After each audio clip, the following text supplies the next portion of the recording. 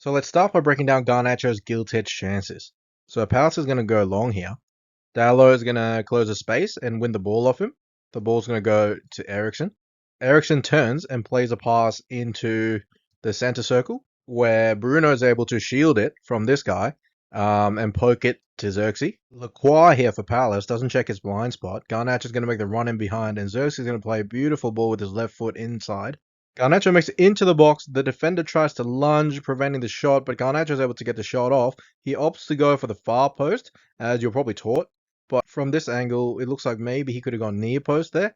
Henderson, as we know from United's time, he was man of the match in this game, by the way, which is very annoying. He was prone to leaving like a big gap on one side, so maybe Garnacho could have slotted in on the left there. Garnacho goes right, and Henderson is able to make a big save. If you look from this angle, maybe it's a little bit tougher of an ask to get Garnacho to curl it in there.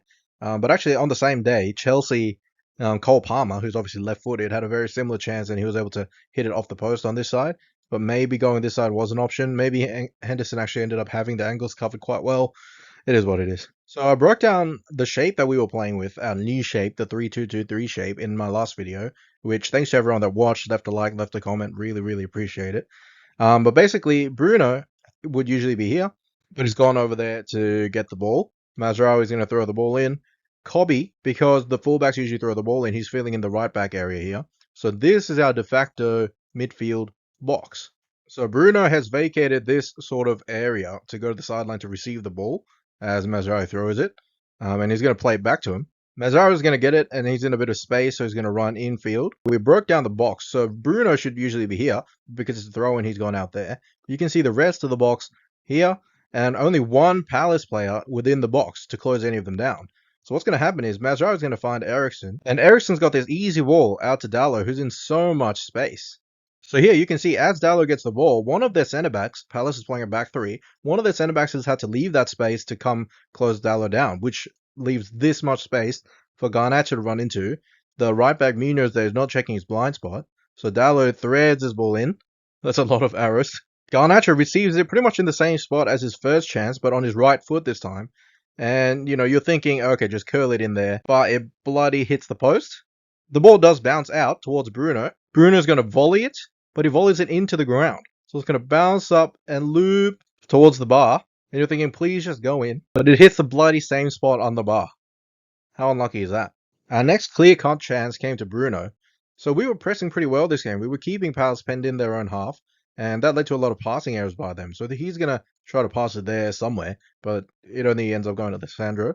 Leach is going to get it and pass it to Kobbie, who receives it on the half turn. He's going to bring the ball forward, which draws in this midfielder, leaving Bruno free because Eze's not getting back. He lays it off to Bruno, who's in a lot of space there. And that's going to draw this Palace defender, I think it's Richards there, to leave his area and close Bruno down.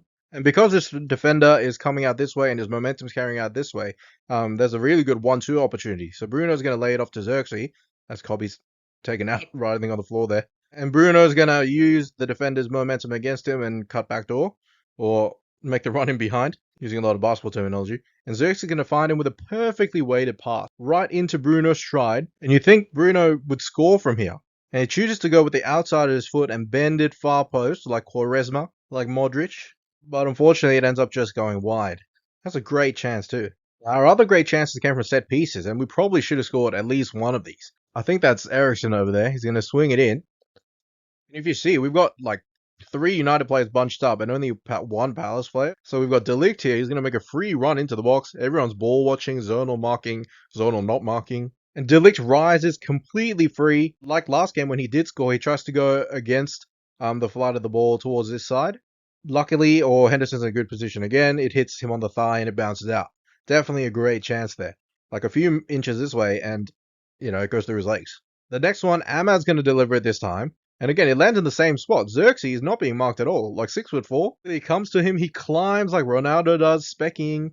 I don't know if you guys are familiar with that term. He speckies, he gets his head on it, and he tries to find this corner there. I mean, if it's on target, he scores. But it ends up a little bit wide. Now, you can just see how high he gets. And yes, that area was open, but it goes wide, unfortunately. And of course, we can't forget about Palace's chances. So this came from when Palace's shape actually worked quite well against us.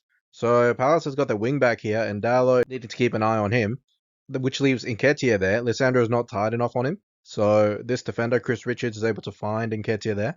As Nketiah gets into this position, you can see that Mazraoui is keeping an eye on Eze, and Ahmad should be keeping an eye on the left back here, Tariq Mitchell, but Ahmad's not really checking his blind spots, and he's going to let Tariq Mitchell make this run in behind, which Nketiah spots and is able to play him through. And again, you can still see Mazraoui on Eze there.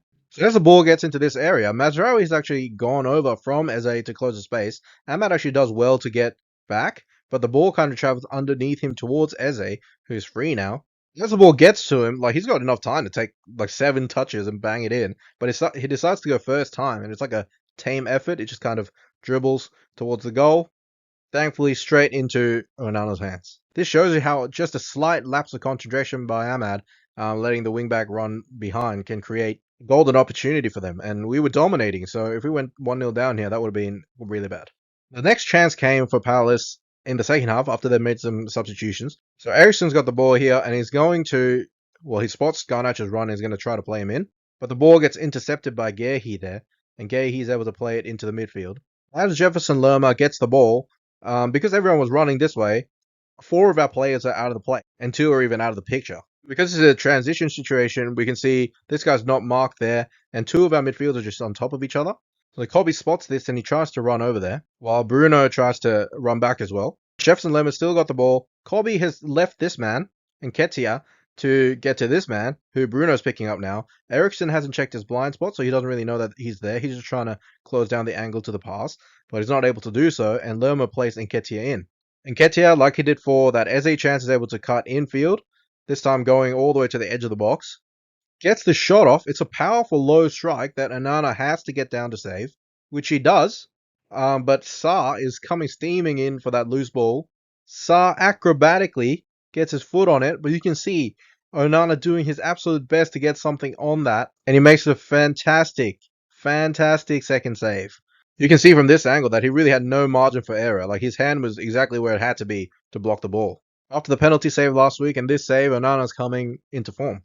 The final chance we'll look at came in the 72nd minute for Eze again. This is Palace's striker there. I think that's Sarr. Lissandro has tracked him from centre back to midfield to keep an eye on him. You can see Kobe is kind of pressuring the ball there. Pass is going to get played there, and Eriksen's going to shift over. But if you have a look here, Lissandro actually slips, and he ends up on the deck. So as the ball reaches here, Sarr's going to make a run, which means that De Ligt, who was actually on Eze, gets dragged towards Sarr. Lissandro is trying to recover.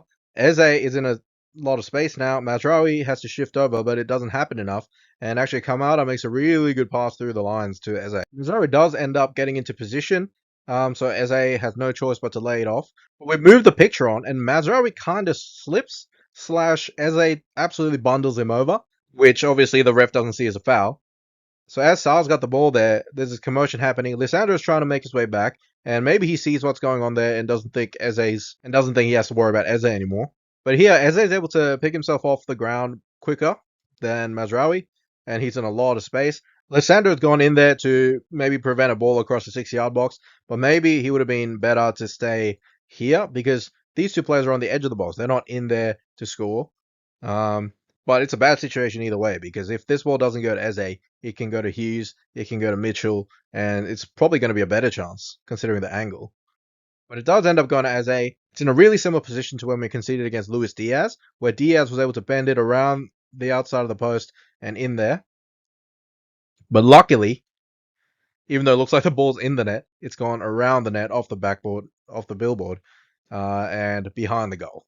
If you enjoyed the video, guys, please consider subscribing and leave a like. Cheers.